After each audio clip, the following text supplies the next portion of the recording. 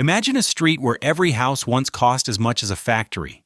Marble staircases, crystal chandeliers, private drivers waiting at every door. This was the richest street in Detroit, Millionaire's Row, the place where auto kings and financial predators lived. If you were born here, you owned the city. But look at it today, the same facades. Now with broken windows, a place that once echoed with jazz and laughter has turned into a corridor of burned-out mansions, graffiti, and weeds. Politicians call it the natural decline of the city. But behind this darkness hides another story. Greed, racial segregation, red lines on bank maps, strange fires that started exactly when owners needed insurance money. This is not just a story about old houses. It is a story about the people who were pushed out of Detroit's most expensive street, and those who got rich from its death. And today, among the ruins, a few houses still stand, where sometimes at night a light turns on, as if someone is still guarding the secrets of Millionaire's Row. What really killed the richest street in Detroit? Time? Crisis? Or a carefully planned crime no one wants to talk about out loud? If you enjoy deep investigations into Gilded Age architecture and the families who built it, please like, subscribe, and tell me in the comments which house to explore next. Your support makes these detailed stories possible. Chapter 1: Night Tour Through a Broken Street. The tour begins at dusk, when the sky is still faintly blue and the streetlights are just starting to buzz. Jamal, an architect in his mid-30s, stands beneath a flickering streetlight on Woodward Avenue. Behind him, 6 people cluster together, phones raised, their flashlight beams cutting narrow cones through the growing dark. This is what is left of Detroit's most famous corridor of wealth, a stretch of road where an address once meant you had already won. They walk slowly. Jamal points to an empty lot on the left. Weeds push through cracked concrete. A rusted chain-link fence leans around nothing in particular. This was the Henderson Mansion, he says. 40 rooms, built in 1895, gone by 1978. The group murmurs. Someone snaps a photo of the emptiness, as if trying to capture a house that is no longer there. Across the street, a single building glows. Warm light spills from tall windows. Music drifts out. Jazz, maybe blues. The structure is massive stone and brick, its facade carefully restored and cleaned. A discreet sign reads the Millionaire's Table, a restaurant tucked inside what was once a timber baron's private palace. "That one survived," Jamal says. His voice carries a mix of pride and something heavier, a sound that might be relief or tiredness from telling this story so many times. They continue north. The street widens. More empty lots open up between scattered mid-century buildings. A gas station, a self-storage box, a shuttered medical clinic with faded letters over the door. The architecture tells no clear story. It looks as if someone took scissors to a photograph and cut out most of the image, leaving random fragments floating in white space. Jamal stops at another fence. This one wraps around something real, a mansion, or what remains of one. 3 stories of stone, windows sealed with plywood. The roof sags. Graffiti climbs the lower walls, yet the skeleton still stands. The grand entrance, the curved bay windows, the carved stone flourishes that once signaled wealth so large it needed no explanation. "This is the Holbrook House," Jamal says quietly. "Last of the originals on this block, built 1902, reportedly cost $200,000 when factory workers made $2 a day. He does not tell them the rest yet, that he grew up hearing stories about this street. That his grandmother rode the bus past these houses every morning on her way to clean someone else's home in a different rich neighborhood. That his father brought him here as a boy and said, 'This was our Millionaire's Row,' meaning Detroit's, meaning something that once felt like it belonged to the whole city, even if most people could never live here. The tour group takes their photos. Someone asks if the house is haunted. Jamal smiles and gives them the expected ghost story. The old lumber king who supposedly walks the empty halls at night searching for the fortune he lost. But his eyes keep drifting back across the street to that plywood-covered facade. The real ghost story is simpler. A street that forgot it was rich. A city that slowly trained itself not to look. The tour ends near his car. People thank him, tuck phones into pockets, and head toward their own vehicles. Jamal pulls out his phone. 3 unread emails wait on the screen. The top one is from a city address he does not recognize. Subject line: Notice of demolition proposal. 4510 Woodward Avenue. He does not open it. Not yet. He stands there in the cooling night air, staring at that last mansion, the one that somehow survived fires and foreclosures and decades of being left alone. His phone vibrates again. The same email nudges its way back to the top, still unopened. For the first time in his years of leading these tours, Jamal wonders if telling stories about loss is enough, or if just once he might have to try to stop the ending from being written. Chapter 2. When Woodward was the red carpet. To understand what Jamal sees in that abandoned mansion, you have to go back. Back to when Woodward Avenue was not a street of ghosts, but a street of arrivals. The year is 1890. Detroit is growing faster than almost any other city in America. Money pours in from timber, from iron, from the new automobile business that will soon reshape the planet. And the men who control that money need somewhere to show the world what they have become. They choose Woodward. The avenue is wide and tree-lined, close enough to downtown for convenience, but far enough away to feel removed from the smoke and noise. Land is still open. The city is pushing north. This is where you build if you want to announce, without a word, that you have arrived. The first mansions rise quickly, stone and brick. Almost never wood. Wood is for ordinary houses. These buildings are meant to last. They need weight. They are designed to say, my family will still be here when yours is forgotten. One of the largest takes shape in 1902. The foundation alone requires weeks of labor. Crews dig deep into Michigan clay, pour thick concrete, set massive stone blocks by hand and pulley. The walls climb 3 full stories. Indiana limestone covers the facade. Marble from Vermont forms the grand staircase. Carved oak panels line the library. Stained glass windows arrive in crates from a workshop in Chicago. The budget reportedly climbs past $200,000. To put that in context, a skilled factory worker in Detroit earns perhaps $600 in a year. This single house costs the rough equivalent of 300 years of that person's wages. The owner is a man named Holbrook. His first name lost in incomplete records. His trade listed simply as automotive parts manufacturing. He is not the richest man on the street, not even close, but he is rich enough to stand among them. The house holds 40 rooms. A ballroom spreads across the second floor. Servants' quarters fill the attic. A carriage house sits in back, soon to be adapted for automobiles instead of horses. Steam heat runs through the walls. Electric lights glow in every major room, a luxury when large parts of Detroit still rely on gas. None of this is unusual.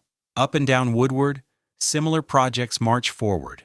The Wilson Mansion, the Crawford Estate, the Merrick House. Each one a little bigger than the last. Each owner trying to outdo his neighbor in some careful way. An extra bay window, a more dramatic entrance, imported tile instead of local, a longer drive, a higher roof line. By 1915, the transformation is complete. Woodward Avenue, especially the stretch between Grand Boulevard and Milwaukee Street, has become what newspapers call the most fashionable address in Michigan. Horse-drawn carriages give way to Pierce Arrows and Packards. Garden parties spill onto clipped lawns. Winter galas throw light from every window into the snow. If you live here, you have already won. If you are invited here, you matter. If you work here, that is a different story entirely. The street is not just pavement, it is a statement.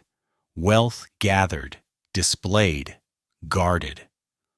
These mansions burn more money in coal and steam in one winter than most families earn in 5 years. The annual property taxes alone outrun what laborers pay in rent for an entire year. Almost no one in these circles questions this. It is treated as natural. The men who built Detroit's factories and foundries are said to deserve palaces. Their wives are said to deserve ballrooms. Their children are told they deserve marble staircases, private tutors, and lives carefully insulated from the city's grit. The street turns into a symbol. When you say Woodward Avenue in certain rooms, you do not mean the whole long road. You mean this small stretch, Millionaire's Row, the place where the game feels finished before it even begins. What they do not discuss, what the society pages never print, is who actually keeps these houses alive. That story lives on different streets entirely. Chapter 3: The Invisible Street Behind the Street. The mansions do not run themselves. Every morning before the sun fully rises, the streetcars fill. They rattle north along Woodward, south from the neighborhoods where Detroit's working people actually live, black families from the east side, European immigrants, Polish, German, Irish, from the west. They crowd onto wooden benches, lunch pails on their laps, heading toward houses they will never own. The same years, the same street, but a different view entirely. At the Holbrook Mansion, the household staff slips in through the back entrance. A cook, 2 housemaids, a laundress who comes twice a week, a gardener, a chauffeur who sleeps in a small room above the carriage house. The exact number shifts with the seasons and the social calendar. But the rule stays the same. Wealthy families demand workers, and workers stay invisible. This is the unspoken architecture of Millionaire's Row. The grand staircases belong to owners and guests.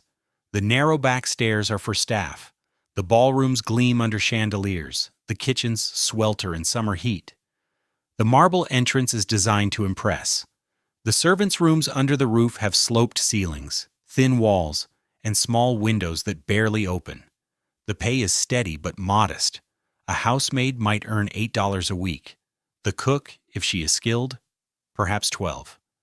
They work 6 days, sometimes 7 during the thick of the social season. They move through rooms filled with objects worth more than their yearly wages. They dust furniture that costs what their families pay in rent for an entire year. They do not complain much.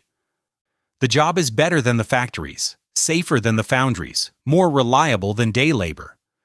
For black workers especially, domestic service in wealthy homes is one of the few paths to regular income in a city where many employers simply will not hire them at all.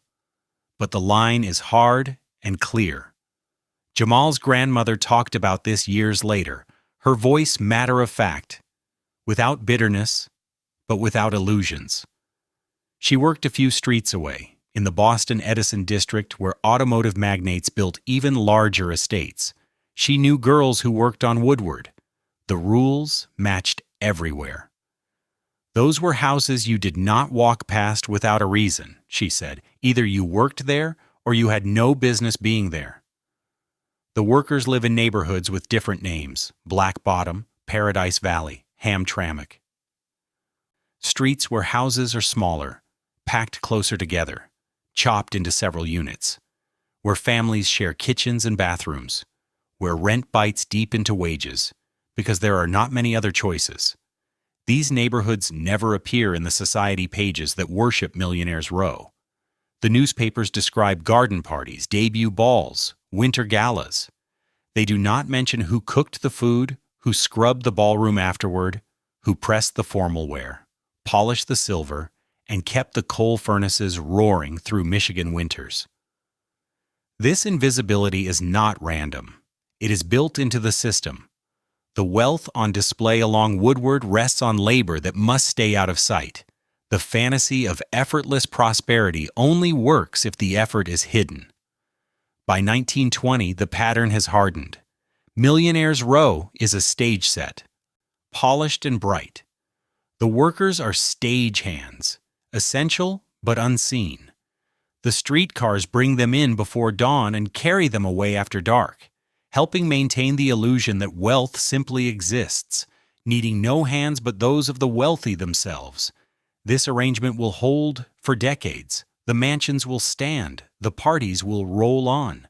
The same streetcars will follow the same tracks, but the ground is already shifting. Economic forces and racial tension are building pressure below the surface. The street that looks so permanent, so solid, is more fragile than anyone living there is willing to admit. And when it finally breaks, the workers will be the first to pay the price. Chapter 4. The Letter That Changes Everything. The tour is over. The street is quiet again. Jamal sits in his car, engine off, dashboard light washing his hands in a soft glow. He stares at his phone. The email is still there, still unopened. The subject line hangs on the screen like a warning. Notice of demolition proposal. 4510 Woodward Avenue. He knows that address. It is the Holbrook house. The last one. His finger hovers over the glass.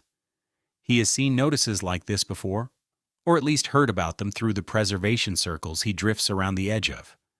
They are usually polite, heavy with bureaucratic phrasing, and quietly final. The language almost never changes, structurally unsound, prohibitively expensive to restore.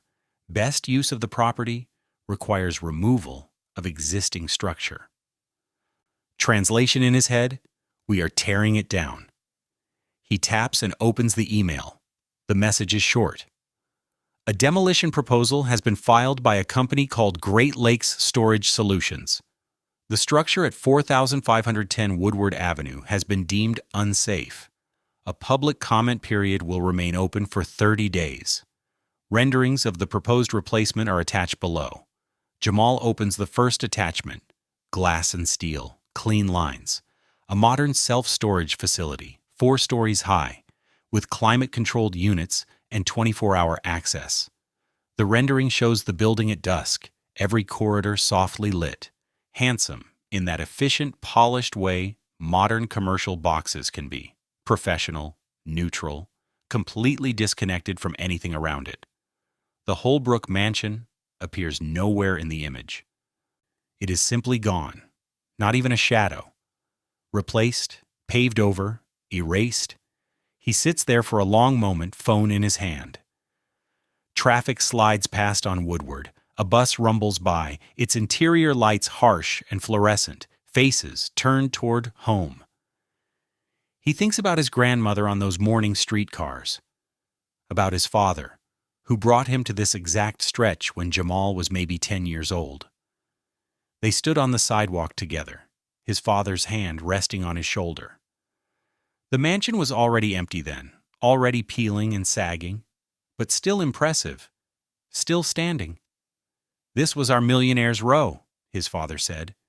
Not their Millionaire's Row, meaning the wealthy families, our Millionaire's Row, meaning Detroit's, meaning something that, in his mind, belonged to the whole city, even if it had been built by and for people who would never have let most Detroiters through the front door.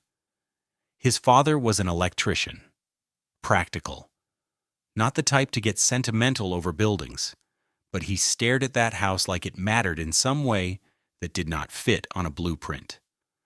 "Your great-grandfather helped wire some of these places," he added, "back when they were new." He was not allowed to use the front entrance, but he knew every inch of the walls inside. Jamal was too young then to feel the weight of that sentence. The pride and the hurt twisted together. The idea that you could build something beautiful and still never be welcome in it. He understands it now. He closes the email and flips to his contacts. Scrolls through names until he finds one he has not used in months. Detroit Historical Preservation Alliance. He met their team at a conference last year. They handed him a card, told him to reach out if he ever wanted to do more than just guide tours and tell stories on weekends. He never called. Leading tours is one thing. Walking people through what is already gone, narrating losses and ghosts. That feels safe, contained.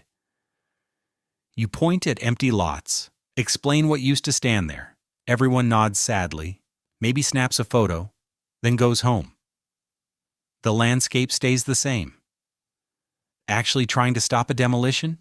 That is something else. That means stepping into meetings, filing comments, risking failure in public. That means believing you might win. And Jamal let go of that belief a long time ago. But his thumb is already on the screen. Already hitting the call button. The phone rings once, twice. A woman answers. Preservation Alliance, this is Maria. Jamal takes a breath. Hi, my name is Jamal Williams. I lead historical tours on Woodward Avenue. I just received a demolition notice for 4,510 Woodward, and I don't know. I think maybe I want to do something about it. There is a brief pause on the line. Then, can you come to our office tomorrow morning? Yes, he says. I can. Chapter 5. The People Who Keep Trying. The office is smaller than Jamal expected. One room on the second floor of an old commercial building near Eastern Market. Exposed brick walls covered with framed photographs. Mansions, theaters, churches, some already gone, others barely hanging on. A worn conference table, mismatched chairs, file boxes stacked in the corner, labeled by neighborhood, Brush Park, Corktown, Boston Edison, Woodward Corridor. Two people wait for him. The first is older, maybe 70, with silver hair pulled back in a careful bun. She reaches out her hand. Catherine Moore. I have been leading preservation tours since 1983. The second is younger, early 30s, in practical business clothes, with the tired eyes of someone who works long hours for not much money. Maria Chen. I am a volunteer attorney. I help with the legal side when we can afford to fight. They sit. Catherine pours coffee from a thermos into paper cups. The small act feels like a ceremony. A little kindness before hard news. Tell us about the Holbrook house, Catherine says. Jamal explains what he knows. Built in 1902. Original owner made parts for the rising auto industry. Around 40 rooms, limestone facade, marble staircase, empty since the late 1980s, boarded up, slowly decaying, but the structure still powerful. The last surviving mansion on that particular run of Woodward. And now Great Lakes Storage wants it gone, Maria says. She has already pulled up the demolition filing on her laptop. They bought the property 6 months ago, paid cash. They are moving fast. Can we stop them? Jamal asks. The two women share a glance. It is not quite hopeless, but it is not rosy either. It looks like practiced realism. Maybe, Catherine says slowly. The real question is whether we can make the fight costly enough that they start looking for other options. She lays out the map. Detroit has some historic districts with real protection, where demolition needs special approval and community voices carry weight. Boston Edison is protected. Parts of Indian Village. The Woodward Corridor near the Detroit Institute of Arts. But 4,510 Woodward sits just outside that shield. The historic district line was drawn decades earlier, and this piece of Millionaire's Row landed on the wrong side of the border. It was not an accident, Maria adds.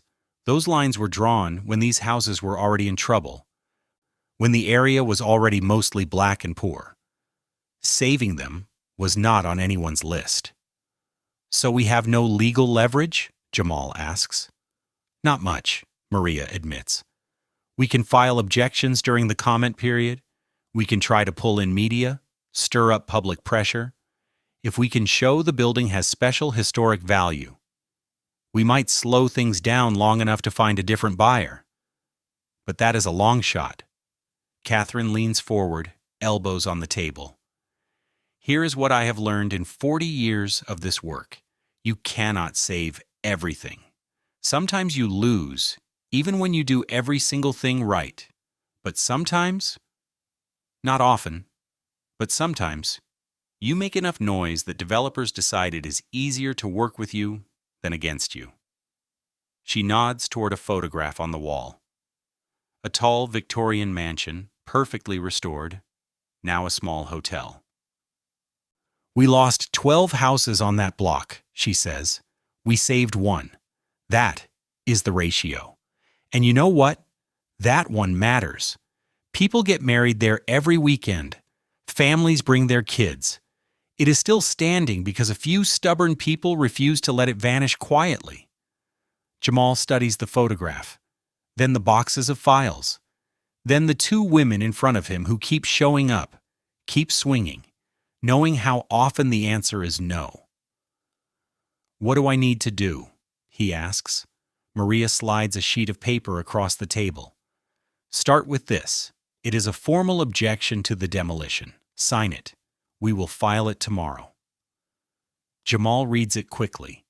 The legal language is dense, but the heart of it is clear. This building matters. This history matters. This loss is not automatic. He writes his name at the bottom. It feels at the same time tiny and huge. Just a signature on a form. The first step into a fight he will probably lose. But for the first time in years, he is not only telling stories about what has already disappeared. He is trying to stop the next erasure before it happens. Chapter 6. The Golden Mile. The objection is filed. The waiting begins. Jamal finds himself spending more time in archives than on the street. The main branch of the Detroit Public Library, the Burton Historical Collection, the Walter P. Reuther Library at Wayne State. He is looking for ammunition, photographs, documents, anything that might prove the Holbrook house is worth saving. Instead, he starts to see more clearly what has already been lost. He sits at a microfilm reader, scrolling through old city directories and Sanborn fire insurance maps. The maps are precise and color-coded, showing every building's footprint, construction material, and height. He finds Woodward Avenue as it looked in 1910. The density is startling. Block after block of large houses. The Holbrook place is there. Marked in pink for brick construction. 3 stories. Detached. Surrounded by similar mansions. The Henderson place to the south. The Wilson estate to the north. The Crawford mansion across the street. He pulls out his tablet, opens a modern satellite view, and holds it beside the glowing microfilm screen. More than half the mansions are gone. Simply gone. In their place, parking lots, gas stations, empty parcels, overgrown with sumac and ailanthus trees, a few mid-century commercial boxes that now look tired and out of time. The landscape has been erased and rewritten, but the new text feels broken, without rhythm. He photographs the comparison and drops it into a group chat with Catherine and Maria. Catherine replies almost at once. This is what we're fighting. Not just one house. The systematic erasure of an entire streetscape. Jamal keeps digging. He pulls society pages from the Detroit Free Press and the Detroit News. The coverage is predictable. Gala announcements, debutante ball write-ups, detailed lists of who attended which garden party. The language is flowery and eager to please, journalism built to flatter the rich. But between the lines, he can see the shape of a whole world. A winter reception at the Holbrook Mansion, December 1912. Around 200 guests. Music by a 12-piece orchestra. Dinner served at midnight. The article lists the important names. Automotive executives, banking dynasties, the mayor, a visiting state senator. These are not just wealthy residents. These are the people who run Detroit. This is what the street once stood for: concentrated power. Decisions made over brandy and private libraries. Access tightly controlled. If you lived here, you helped shape the city. If you did not, you lived inside the results of those choices. He finds architectural surveys from the 1970s, when a few preservationists tried to record what was left. By then, many mansions had already been demolished or chopped into offices and boarding houses. The Holbrook house was still residential but split into apartments.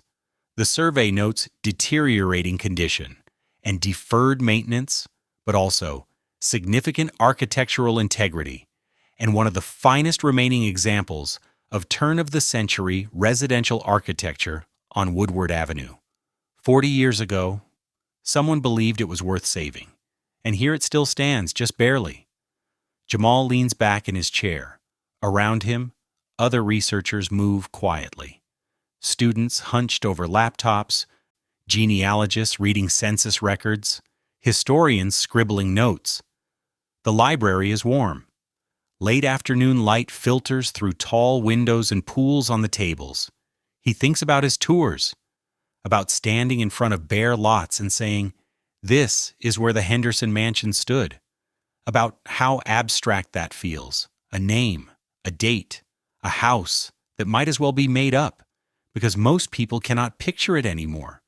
But these maps, these photographs, they make it concrete. They show the scale of what Detroit chose to let slip away. Not through some unstoppable natural process, but through decisions made by specific people who decided that parking lots were more valuable than palaces, that storage units mattered more than memory. His phone buzzes. A text from Maria. "Can you meet tomorrow? We need to talk strategy." Developer is pushing for expedited approval. Jamal types back, "I'll be there." He saves his images, gathers his notes, and walks out into the cooling evening. The fight is only beginning, and already he can feel how easy it would be to lose. But his mind keeps circling those maps, the thick pattern of rooftops that once lined this road, a street that used to be whole. Maybe that picture is worth fighting for. Even if he loses, even if the only thing he manages is to make the loss impossible to ignore. Chapter 7. One Invented Family, Real Patterns. To understand what happened to the street, you have to understand who lived there. The historical record is patchy. The Holbrook name shows up in city directories and property files, but the family itself left almost nothing personal behind. No diaries, no stack of letters, just fragments. A marriage notice here, a business filing there, a brief line in a society column. So Jamal does what historians sometimes must do. He builds a composite. He takes what is documented about similar families on similar streets and folds it together into one representative life. The Holbrooks become a useful fiction built out of real patterns. The patriarch, call him Robert Holbrook, arrives in Detroit in the 1880s. He is an engineer, trained in Massachusetts, pulled west by the promise of work. He starts as a designer at one of the early automotive parts companies. The industry is young, messy, wide open. He is good at his job. He patents a modest improvement to transmission systems. It does not change the world, but it works. His factory adopts it. Then others follow. He negotiates royalty deals. Checks begin to arrive. By 1900, he owns a share of the company. By 1902, he is wealthy enough to commission a mansion on Woodward Avenue. The house is not the biggest on the street, but it is large. Around 40 rooms, modern systems, enough space for a growing family. He and his wife have 3 children already, with a 4th on the way. This is the rhythm Jamal sees repeated in the archives. First generation earns the money, second generation receives it. The mansion becomes the physical proof of arrival, of having crossed the line into Detroit's ruling class. He imagines the daily life inside those walls. Not just the formal evenings captured in newspapers, but the private habits. Children sliding down the marble banister when no one is watching. The cook working in the hot basement kitchen. The chauffeur polishing the Packard in the carriage house. Winter mornings when condensation fogs the tall panes. Summer evenings when the family drinks coffee on the terrace and watches the street. These details are not written down anywhere, but they are reasonable guesses. Wealthy families lived in certain ways. The layout of the house shaped their routines. The servants' labor made their comfort possible. Robert Holbrook likely assumes his house will stand for generations. That his children and their children will move through those same rooms. That the street will stay what it is, a fixed monument to success, but economics do not honor anyone's plans. By the 1920s, the auto industry is consolidating. Smaller firms are swallowed by larger ones. Competition grows brutal. Some families become even richer. Others simply hold steady. A few start slipping, drifting from fortunes to comfortable to stretched. The Holbrooks, in Jamal's reconstruction, land in that middle group. Still wealthy, but no longer rising. Their money sits in a business that is slowly being left behind as the industry matures. The children grow older. The eldest son eases into the company but lacks his father's knack for engineering. The daughters marry and leave, one to New York, one to Chicago. The big house begins to feel oversized for the people still living in it. This, too, is a familiar pattern. The second generation often lacks the hunger that created the fortune.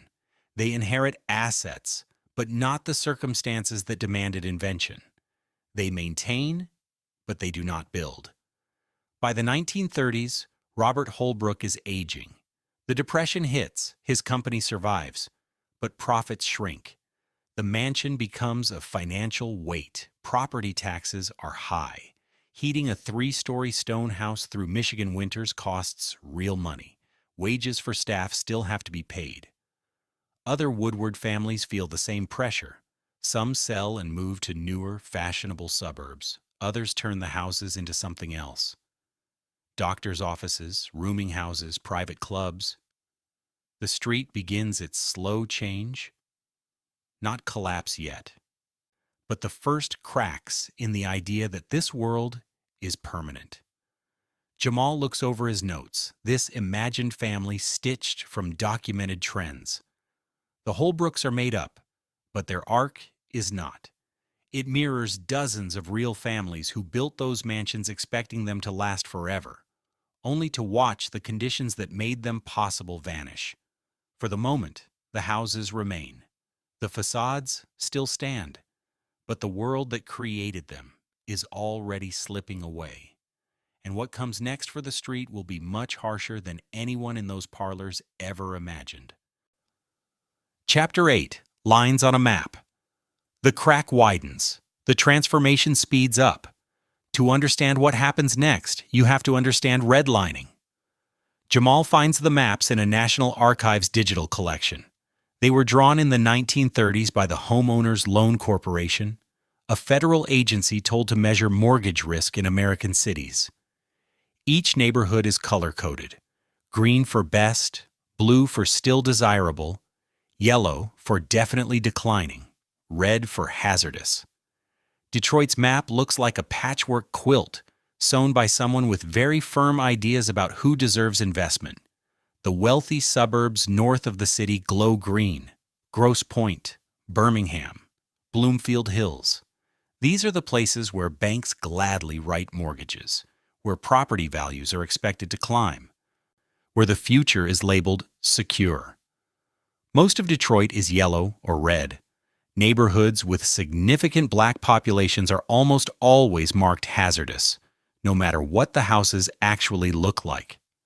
The written assessments are blunt: infiltration of Negroes, or threat of Negro encroachment. This is not hidden. This is policy. Woodward Avenue runs like a spine through the map. The stretch where the Holbrook Mansion stands is shaded yellow. Declining, but not yet hazardous. The notes mention large, older homes, conversion to apartments, changing character of area. The effect is immediate and structural. Banks will not issue normal mortgages in red districts. They are wary in yellow zones. If you want to buy in these areas, you need cash, or you accept predatory contracts, high interest, short payback windows, balloon payments that make default feel almost guaranteed. Meanwhile, the suburbs explode with growth. The Federal Housing Administration guarantees loans for new houses in white areas. Developers carve entire subdivisions out of farmland with written promises that homes will never be sold to black families. The deeds literally carry racial covenants. The wealthy families along Woodward begin to leave, not in a sudden stampede, but in a steady drift. They sell their mansions and move to places like Grosse Pointe, where the houses are newer, the lots wider, and the neighbors are guaranteed to look like them. The Holbrook family, in Jamal's reconstruction, holds on longer than most. Robert dies in 1938. His widow stays in the house with their youngest son. The building is now far too large for the two of them. Half the rooms stay closed.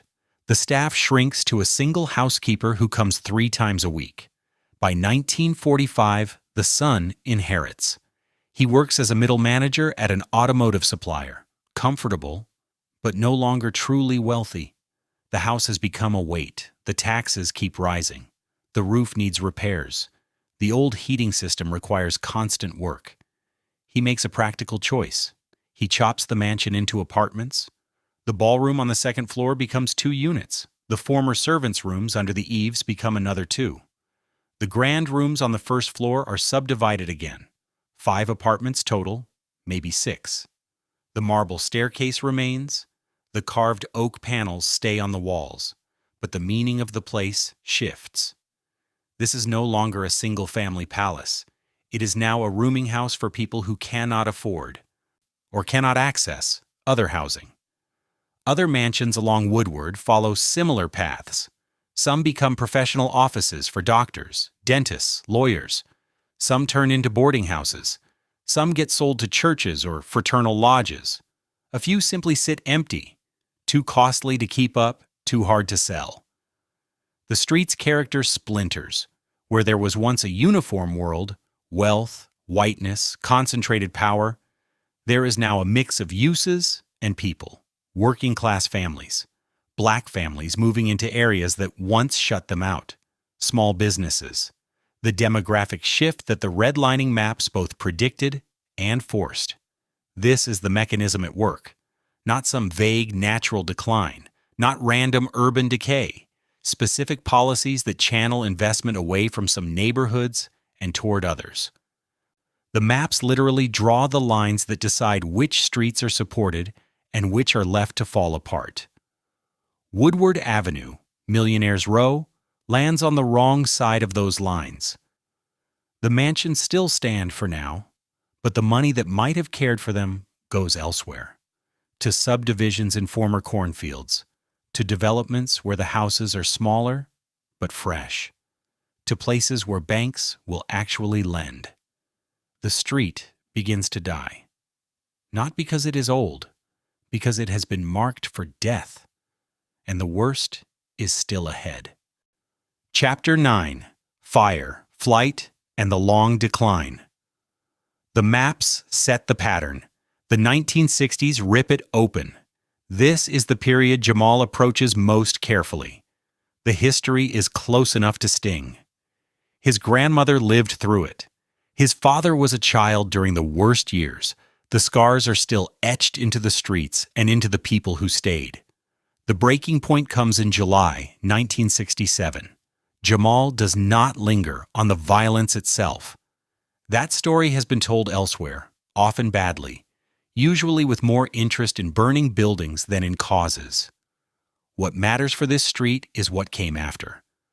How already existing trends suddenly went into fast forward. White flight turns into white evacuation. Families who were thinking about leaving leave at once. Those who plan to stay rethink everything. The suburbs promise safety, they tell themselves. better schools, newer roads and sewers.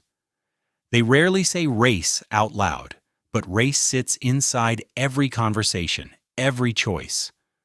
The businesses follow the families. Factories close or shift to industrial parks along the freeways. Retail moves to new shopping centers just beyond the city line. The tax base erodes. City services weaken. The cuts make life worse, and the worsening conditions become the reason more people leave. This is not only a Detroit story. Versions of it unfold across American cities. But Detroit feels it harder because the local economy leans so heavily on a single industry, and that industry is spreading outward, chasing lower costs, automating plants, and throwing workers overboard. The Holbrook mansion, still chopped into apartments, starts to lose tenants. By 1970, only 2 units remain occupied. The owner, the son of the original Holbrook, can no longer keep up with the building. The roof starts to leak. The old heating system fails. He patches and repairs where he can, but the house is always one step ahead of him. In 1973, he sells. The buyer is a real estate speculator collecting distressed properties along Woodward. The strategy, at least on paper, is simple. Hold until the market rebounds. Maybe convert the buildings to offices. Maybe clear them and redevelop the land. The rebound never comes. The mansion is sliced even further. Big rooms turn into single rentals.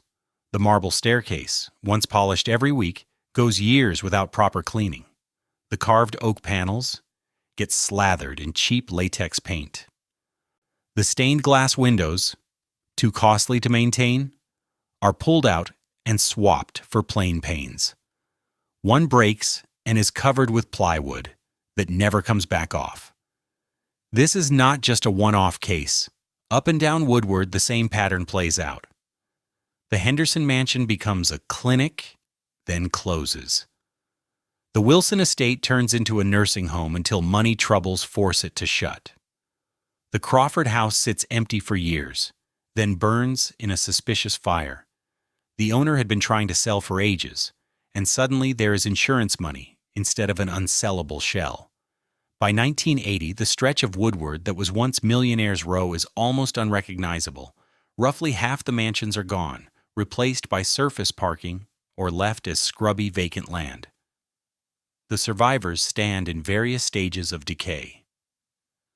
Only one, the old timber baron's palace, has actually been rescued, restored, and turned into the restaurant that still glows at night. The Holbrook house survives, but just. It has passed through several hands, each buyer coming in cheap and hoping for a turnaround that never arrives. The basic structure holds. Those 1902 foundations were built to last, but everything above them is fraying. By 1987, the building is empty. The last tenants move out. The owner boards the windows for security. Then it just sits. Years roll past. Graffiti creeps across the lower walls. Kids squeeze in through a broken basement window. Someone lights a small fire on the second floor. It dies out before it spreads, but it leaves black scars on the ceiling. The city talks about demolition more than once. But the mansion is never quite damaged enough to qualify as an emergency, and there is no spare money for anything that is not urgent. So it stands, a monument to neglect, a palazzo, slowly turning into a ruin. This is what Jamal points to on his tours. Not just one deserted house, but the end point of decades of policy, economic shifts, and deliberate choices about whose neighborhoods are worth saving and whose are not. The street that was built to look eternal lasted barely 80 years before it truly began to die. And now, with one email and one proposal, someone is trying to finish the job. Chapter 10. Brief Hope. The research turns into a weapon. Jamal gathers everything into a single clear presentation. Historic photographs of Woodward Avenue at its peak. The architectural survey from the 1970s that calls the Holbrook House one of the finest remaining mansions on the corridor.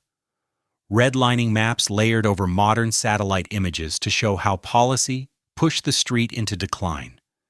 Before and after shots of the entire block. He uploads it all to a simple website. At the top, he adds a petition. Then he writes the description himself, trying to keep Catherine's calm, measured style, but still speak plainly to anyone who cares about the city. This was the richest street in Detroit. Now only one mansion survives on this block. Should we let it die? Or give it one more chance? He shares the link on social media, posts it in local history groups, emails it to preservation organizations across Michigan. The response catches him off guard. Within 48 hours, the petition passes 3,000 signatures. A local TV station runs a 2-minute story in the evening news. Drone footage of the boarded-up mansion cross-cut with archival images of its brightest days. A Detroit Free Press columnist writes a piece about the quiet erasure of our architectural inheritance. Then History TikTok notices. Someone makes a short video using his images, with a sliding then and now effect set to soft, melancholy music. It passes 500,000 views, then 1 million. What hits Jamal hardest are the comments. They come not just from Detroit, but from Cleveland, Buffalo, St. Louis, Pittsburgh. People in other Rust Belt cities who recognize their own streets in this story. Architecture students weighing in. People whose grandparents worked in these houses. Even descendants of families who once lived along Woodward. My great-grandmother cleaned houses on this street, one comment reads. She always said they were the most beautiful buildings she'd ever seen. It broke her heart when they started coming down. The petition climbs to 10,000 signatures. Then 15,000. The numbers feel unreal. Maria calls. We are getting attention, she says. That is good, but attention by itself is not enough. We need a concrete plan. 2 days later, a plan appears from an unexpected direction. A small local developer named Marcus Chen contacts them through the Preservation Alliance.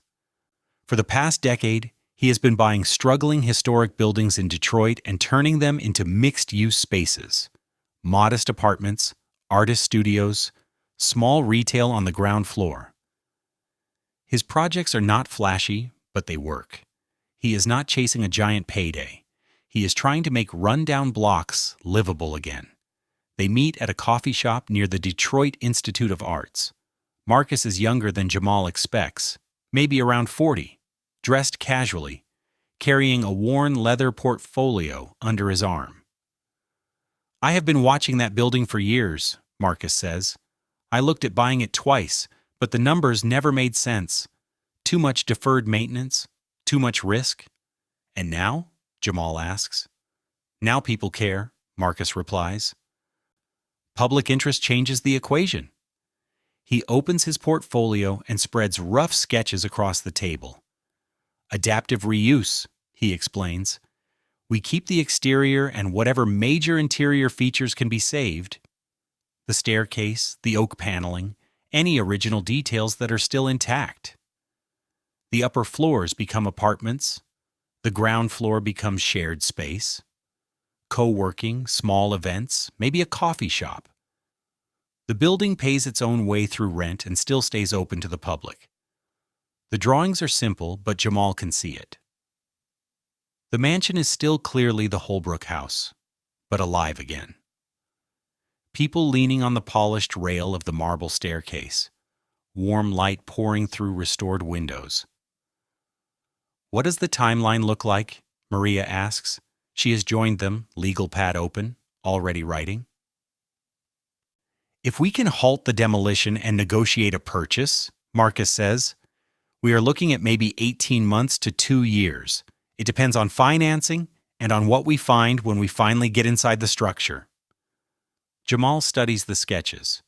This is more than he allowed himself to hope for. Not just saving a shell, but giving it a working future. A job in the city's life, not just a plaque on a wall. What do you need from us? He asks. Time, Marcus answers. I need time to assemble financing and a formal proposal. Can you slow the process down? Delay the demolition long enough for us to make an offer that the current owner will take seriously? Maria and Catherine exchange a long look. We can try, Catherine says at last. Great Lakes Storage has momentum. They want this done quickly. They are counting on silence. Then we move quickly too, Marcus says. That evening, Jamal walks along Woodward as the sun drops behind the buildings. He stops in front of the boarded-up mansion.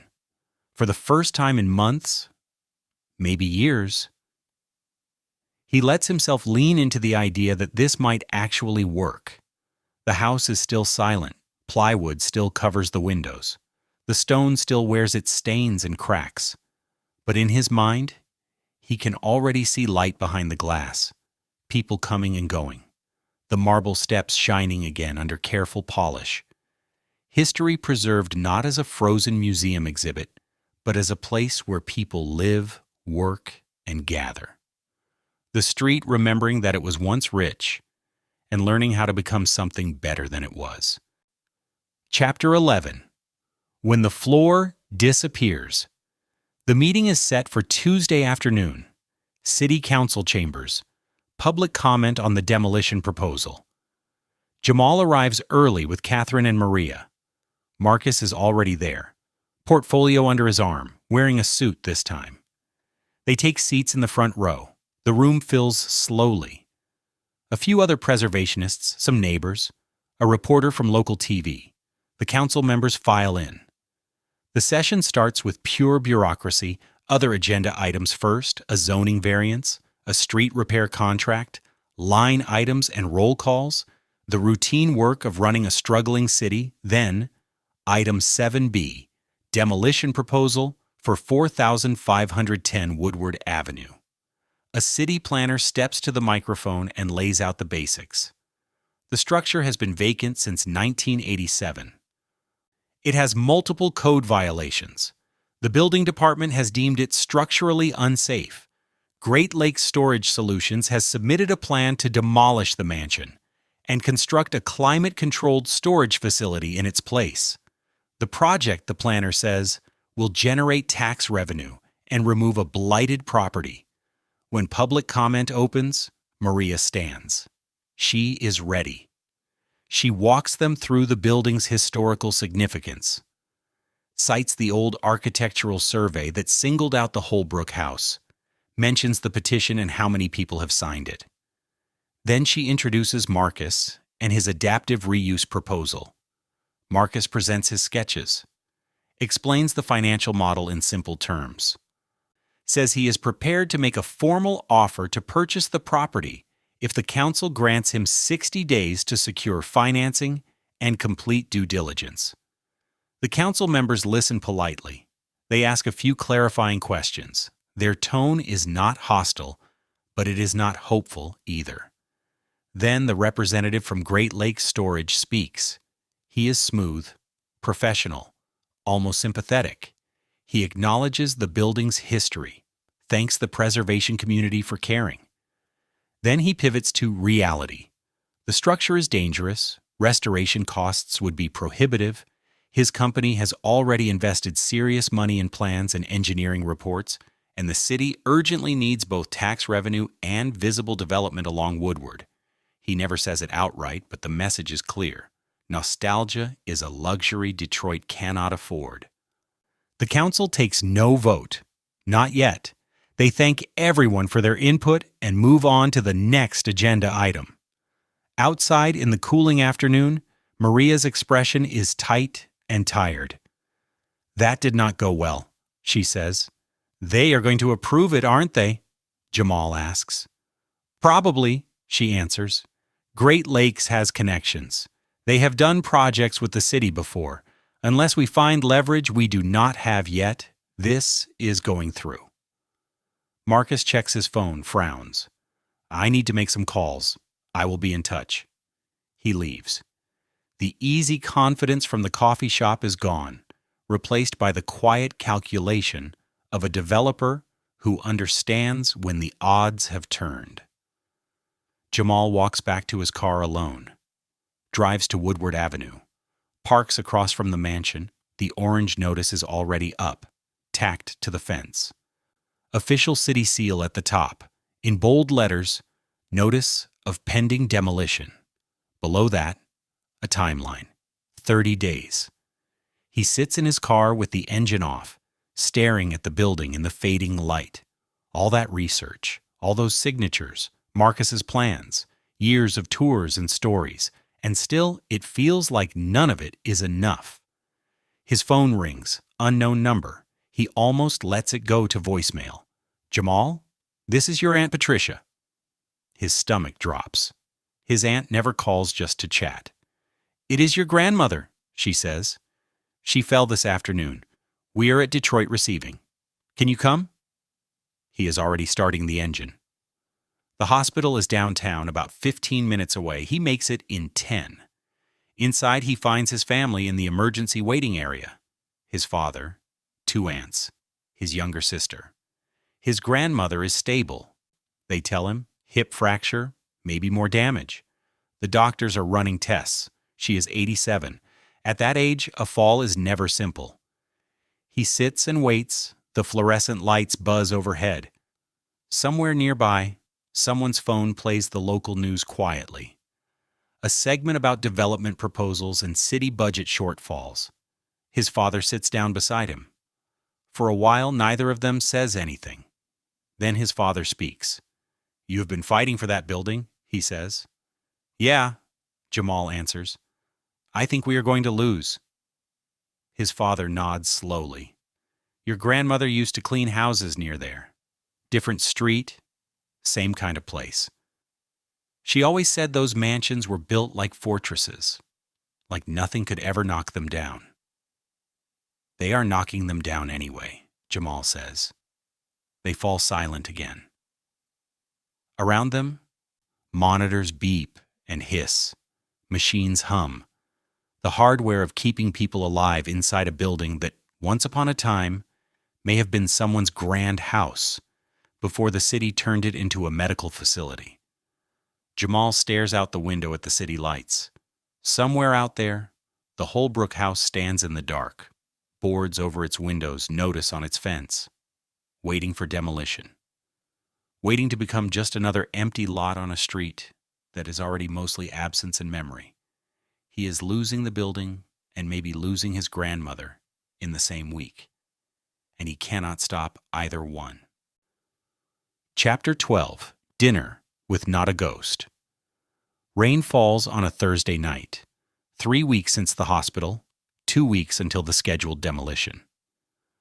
Jamal's grandmother is home now, recovering slowly. The hip surgery went well, but she is smaller somehow, as if part of her strength stayed on the operating table.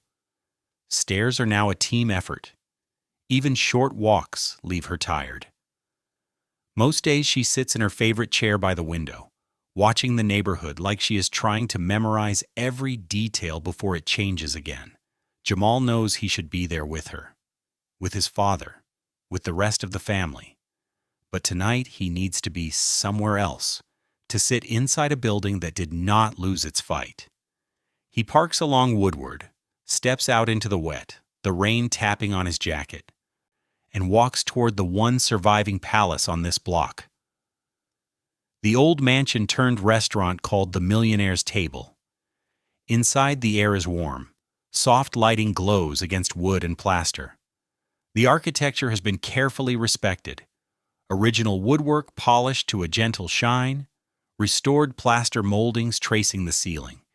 The grand staircase curving up to the second-floor dining rooms like a spine of carved oak. They have done this place right. It feels alive, not frozen. History as a space you can eat in and talk in, not a glass-covered exhibit. Jamal takes a small table in a quiet corner, orders coffee, sits with the menu closed, alone with his thoughts and the low murmur of other people's conversations. An older waiter approaches. Jamal recognizes him from previous visits. Same silver hair, same steady movements. The easy grace of someone who has carried plates and stories through rooms like this for decades. Rough night? The waiter asks as he sets down the cup. Rough month, Jamal says. The words come out before he can soften them. The waiter nods once, as if that tracks. His eyes flick toward the rain-streaked windows, then back. You are the one fighting for the Holbrook house. Jamal looks up, startled. How did you know? Saw you on the news, the waiter says. My cousin sent me the petition. Said, look, somebody is trying to save one of the old bones on Woodward. He gestures vaguely around the dining room. This place was almost gone once too, you know. Early 70s. The office's renting space here left. Owner could not find anyone new. Building sat empty for almost 2 years. What changed? Jamal asks. The waiter glances toward the host stand, decides the room can spare him, and pulls out the chair across from Jamal. He sits down with the caution of someone whose knees complain, but who is too proud to show it. It is a slow night. His choosing to sit feels intentional, like he has been waiting for someone to ask this question. A small group bought it, he says. Not a big company. Just a chef who wanted a restaurant, an architect who could not stand seeing another mansion die, and a banker who believed they might not go broke. A faint smile crosses his face. They did not have much, scraped together savings, took out loans they probably should have been too scared to sign. He points upward. The plasterwork was falling in sheets. They brought in specialists and old-school plaster workers. Took months just to stabilize it. The staircase had rot and water damage. They pulled it apart and rebuilt it piece by piece, using pictures and old plans where they could. Would have been cheaper to rip everything out, drywall the whole place, and call it modern. But they did not. Did they make money in the end? Jamal asks. The waiter's smile turns wry. Not for a long time. It took close to a decade before this place stopped bleeding. But the lights stayed on, and the building stayed standing. That was the win they cared about most. Jamal looks around again, seeing the room through that story, the restored details. The way the space balances old bones with new life. Servers weaving between tables, people celebrating birthdays, couples on first dates under a ceiling that survived almost a century, and a threatened death. The Holbrook house is getting demolished, he says softly. 2 weeks from now. We fought. We had plans.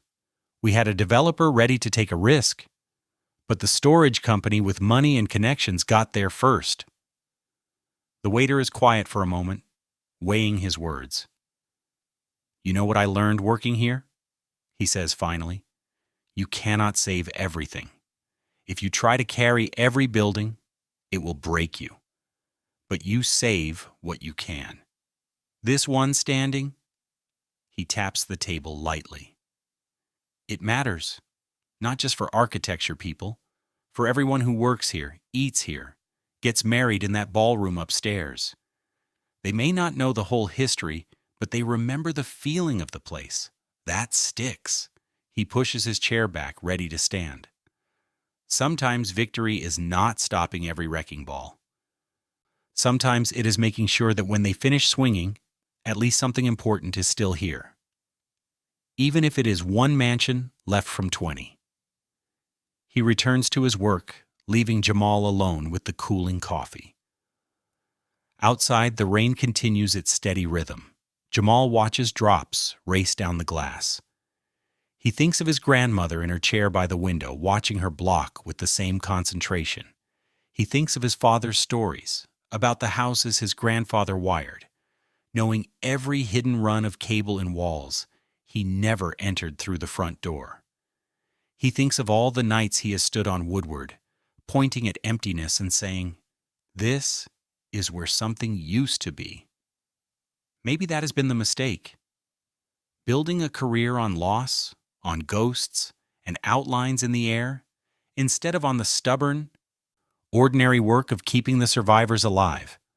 The Holbrook house is probably already beyond saving. The paperwork is moving.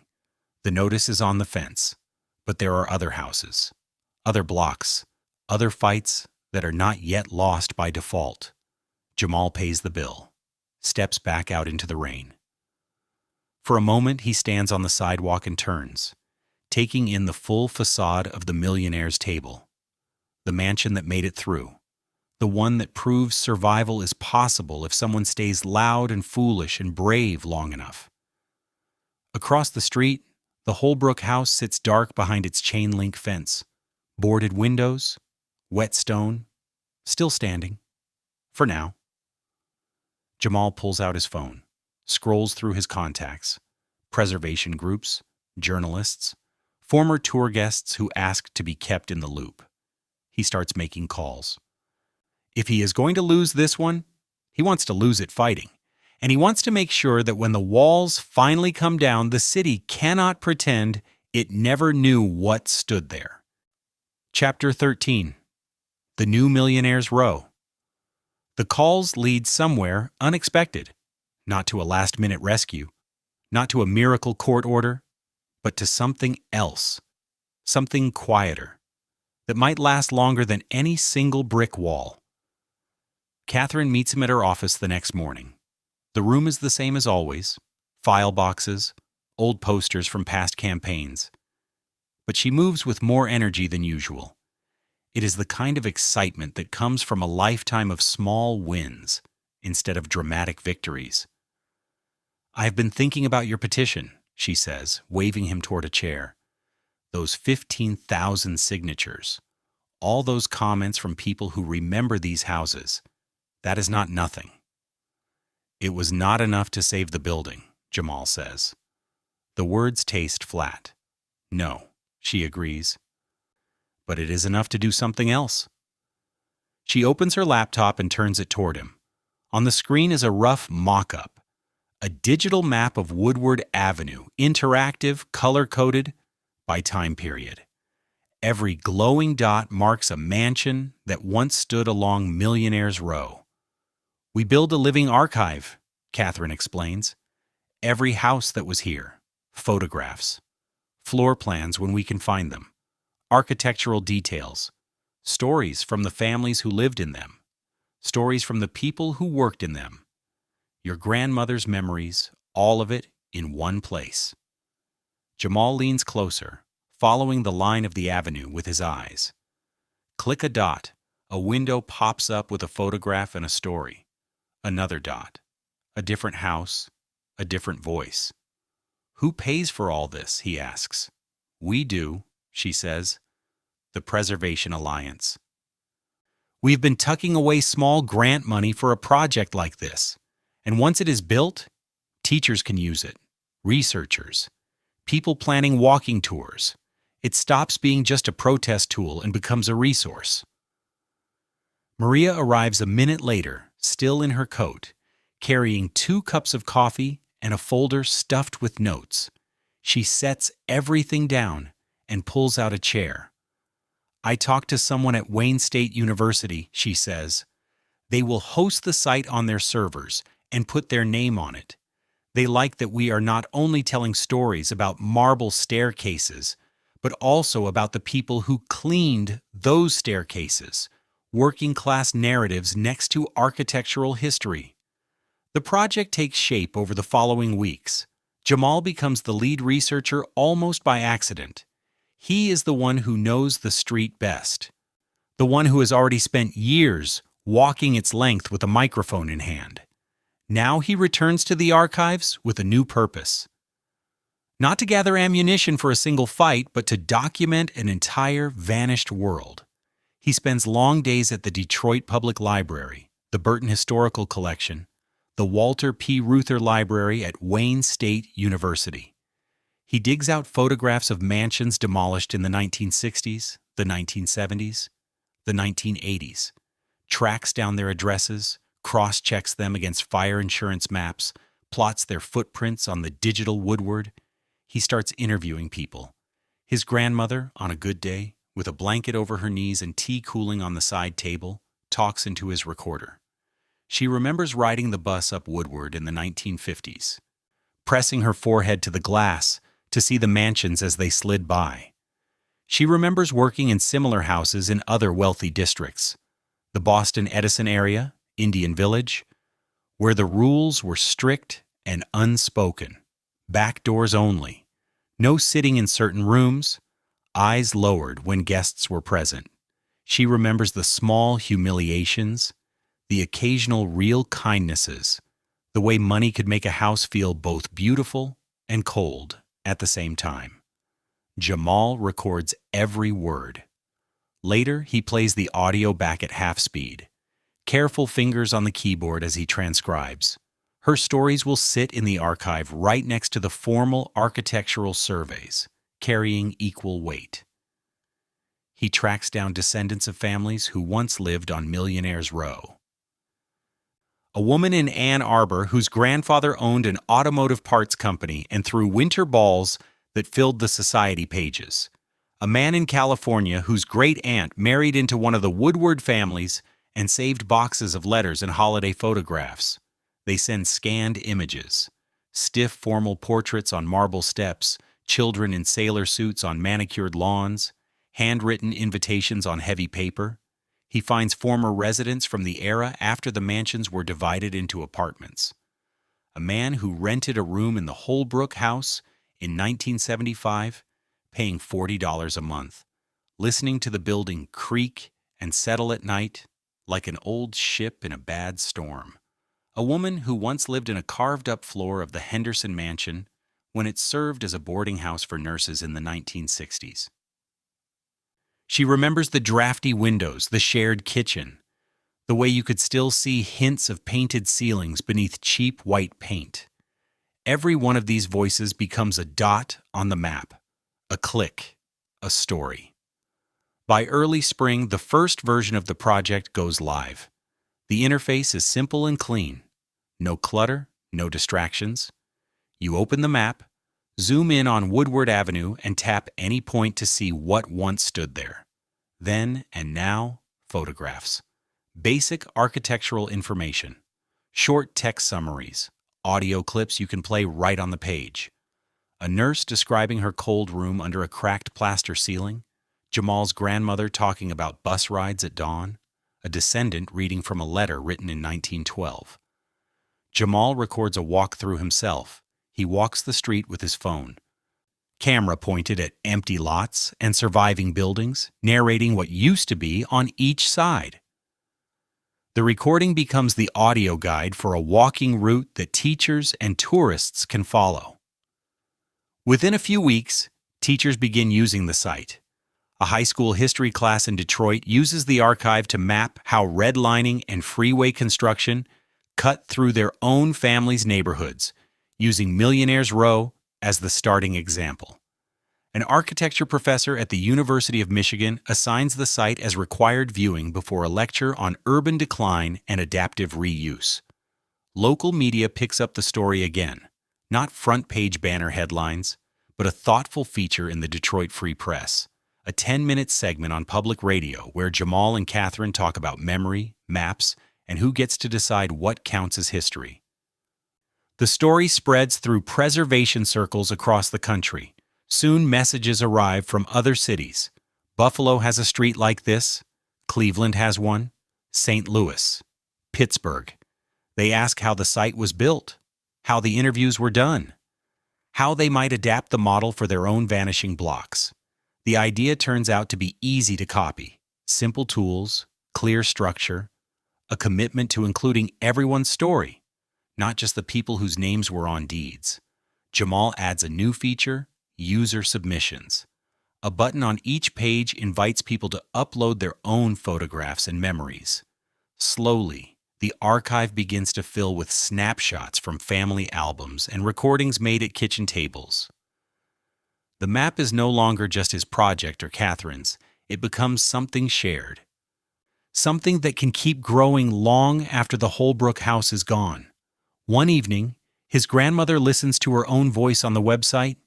The interview plays from Jamal's laptop, her describing polished banisters, strict house rules, the feeling of walking past Woodward mansions knowing she would never be invited through the front entrance. "That is good," she says quietly when the clip ends. People should know this. Not just the pretty parts, the whole story. Jamal closes the laptop and sits beside her. Outside, spring light fades over their block. Cars pass. Somewhere in the distance, a siren wails, and then fades too. The demolition of the Holbrook house is scheduled for the following week. He has not forgotten. The thought still lands heavy in his chest, but the weight is different now. The loss is still real, still wrong. Yet it is no longer a clean erasure. The building may fall, but its outline will remain on the map. Its stories will be there in voices and photographs and lines of text. The old Millionaire's row of stone and brick is almost gone. A new one, made of memory, data, and stubborn care, is starting to take its place. Chapter 14. The Building Compromise. The demolition date arrives, then passes, then arrives again, rescheduled. Great Lakes Storage has the permits. The equipment is booked. On paper, everything is ready to go. But something in the air has shifted. The petition, the news stories, the drone footage on television, the new digital archive built by people who refuse to look away. Jamal gets a call from Marcus. They want to meet, Marcus says. Who? Great Lakes. The city is pushing back. Your petition and the media coverage made this messy. They are asking if there is middle ground. The meeting takes place in a downtown conference room. Neutral territory, bright lights, generic art on the walls, a pitcher of water in the center of the table. The Great Lakes representative is the same smooth professional from the council hearing. But his tone has changed, less confident, more cautious. We have invested a great deal in this project, he says. We cannot simply abandon it, but we are open to creative solutions. Marcus has come ready to fight. He lays out new sketches, sliding them across the polished table. You keep your storage facility, he says, but you preserve the front facade of the mansion, the entrance hall, the marble staircase. You wrap the new construction around what survives. Those spaces become your lobby and a small museum-style public area. The storage units go behind and above. The Great Lakes representative studies the drawings, tracing lines with his finger. This increases our construction costs significantly, he says at last. By maybe 15%, Marcus answers. In return, you qualify for historic preservation tax credits. You get good press instead of bad press, and you end up with a building that has character instead of one more anonymous glass box. Maria leans forward, legal pad open. And you avoid a lawsuit, she adds, because we will file one. We know it is weak. We know we will probably lose. But we can drag this through the courts and delay your project for months, maybe a year. It is partly bluff, partly truth. The law is not on their side, but time is. Delay costs money. Investors do not like uncertainty. The negotiation does not end that day. It stretches over weeks, emails, revised drawings, quiet pressure from city officials who do not want another public fight. Piece by piece, the compromise takes shape. Great Lakes agrees to preserve the entire street-facing facade and the entrance hall. Marcus pushes and wins the main staircase as well, plus one original interior room, the former library with its carved oak panels. Those elements will be stabilized, restored, and folded into the new building. The rest of the mansion will come down. The storage facility will still be built, but not as a clean slate. The company also agrees to fund a permanent historical display in the entrance hall. Large photographs, clear text panels, and quick response codes that connect directly to Jamal's digital archive. Anyone walking in to drop off boxes will walk past the story of the street. It is not what Jamal wanted, not what any of them dreamed of when they imagined a full restoration, but it is not total erasure either. Demolition begins in late spring. Jamal visits often, standing behind the safety fence with a camera around his neck. The crews work carefully around the sections that will remain. Steel braces cradle the facade.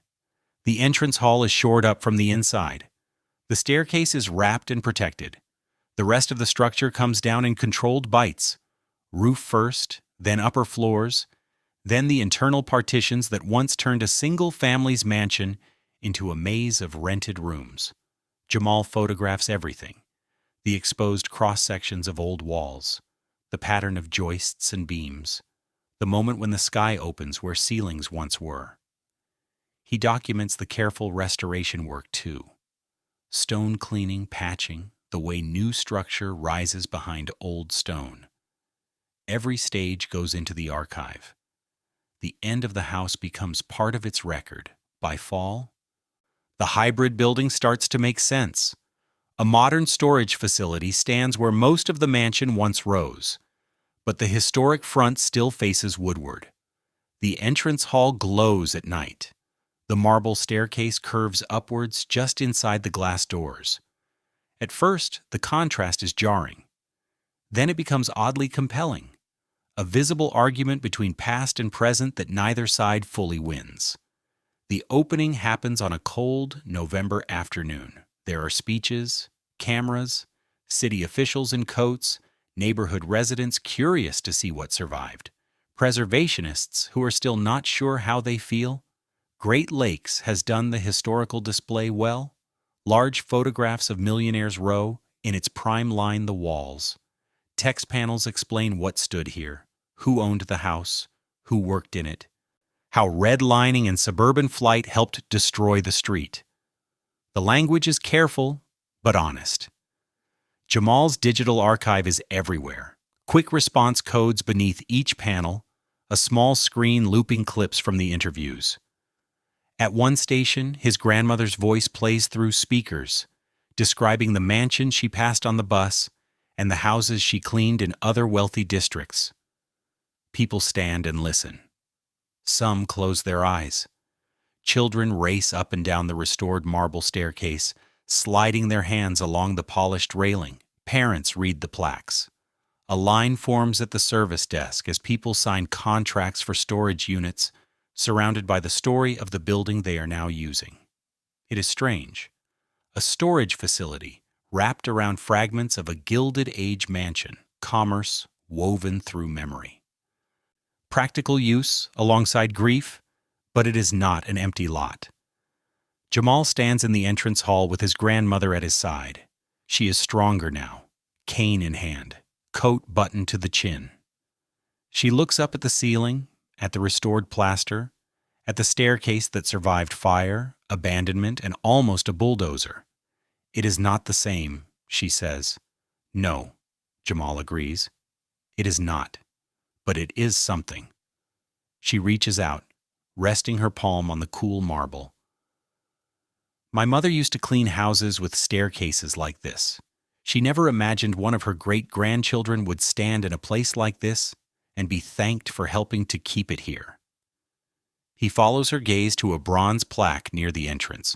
Holbrook Building, historic entrance and library preserved through the efforts of the Detroit Preservation Alliance, Jamal Williams, and community supporters. The words feel too big for what still feels, to him, like losing more than winning. A fragment saved, most of the house gone. But a week later, when he leads his next tour, he does not gesture toward a fenced-off ruin or a scraped clean patch of dirt. He brings his group inside. He lets them walk up the staircase. He stands beneath the old ceiling and plays the audio clips from the archive. He points to the places where new walls meet old stone and explains how and why this compromise exists. The building is alive again, different, hybrid. Not what it was, but not nothing. On a street defined now by gaps and absences, that is no small thing. Chapter 15. What Actually Remains. Spring returns. Trees bud along Woodward Avenue. Jamal leads an evening tour. 15 people this time, larger than usual. Word has spread about the archive, the preserved entrance hall, the small victory on a street that almost disappeared. They start at the hybrid building. The group climbs the marble staircase, fingers grazing the rail that has outlived 3 different centuries. They pause at the historical panels. Someone asks if the building is haunted. Jamal smiles, softer than he used to. Only by memory, he says, which might be more powerful. They step back out onto Woodward and walk north. Passing the empty lots, Jamal no longer just gestures at open space. He pulls out his tablet, taps the digital map. Before and after photographs fill the screen. He names the families who lived there, tells the stories of the workers who cleaned the rooms, wired the walls, trimmed the hedges, owners and staff side by side, not one without the other. They reach the Millionaire's table. The restaurant glows against the dusk, warm light in tall windows, shadows moving in the old ballroom upstairs. This one survived whole, Jamal says. Saved and reused in the 1970s. It proves these buildings can have second lives, if someone fights long enough and hard enough. The tour ends where it always does, but something in the air has changed. He does not close on pure loss anymore. He closes with an invitation. This was the richest street in Detroit, he tells them. Most of it is gone. What remains are fragments, a staircase, a restaurant, a few carved panels, photographs in an archive. Stories people like my grandmother were willing to tell. He looks at the faces in the fading light. Students, tourists, locals who drove in from the suburbs to see what used to be here. The real dark story is not that these buildings fell, he says. Buildings fall everywhere. The real darkness is how easy it is to forget they were ever here, to forget who built them, who maintained them, who got pushed aside when the money moved. That forgetting, that is the crime.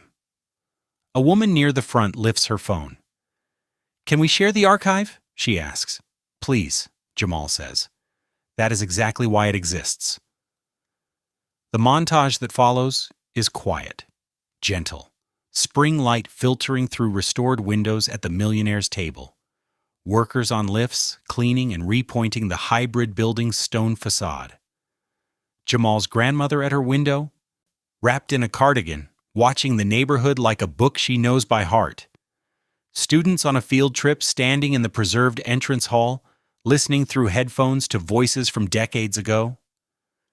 Teachers tracing routes on old redlining maps, showing kids how the colors shaped their city.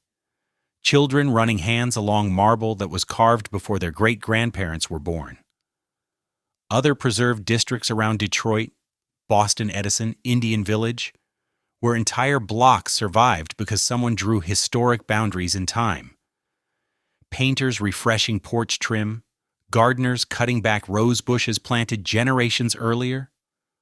Quiet, ongoing work that keeps history from sliding into dust. Jamal records a final entry for the archive. His voice is steady, unhurried. "We did not save everything," he says. "We saved pieces. For now, that has to be enough, because that is what we have." He pauses, choosing the next thought with care. The question was never only about one street in Detroit. It is about what we choose to remember. And who gets to be remembered? The wealthy families, yes, but also my grandmother on the bus, my great-grandfather inside the walls, pulling wire, everyone whose hands touched these buildings and made them real. A last image, evening on Woodward Avenue. The hybrid building lit from within, its old stone front holding steady against a new glass body. The restaurant across the street glowing like a lantern. Between them, the empty lots where young trees push up through the soil, slowly reclaiming space that once held mansions. And on the sidewalk, a small group walking with phones raised, following the digital map. Listening to the past in their headphones, learning step by step the true cost of every palace ever built, and what it means to keep even a fragment of that story alive.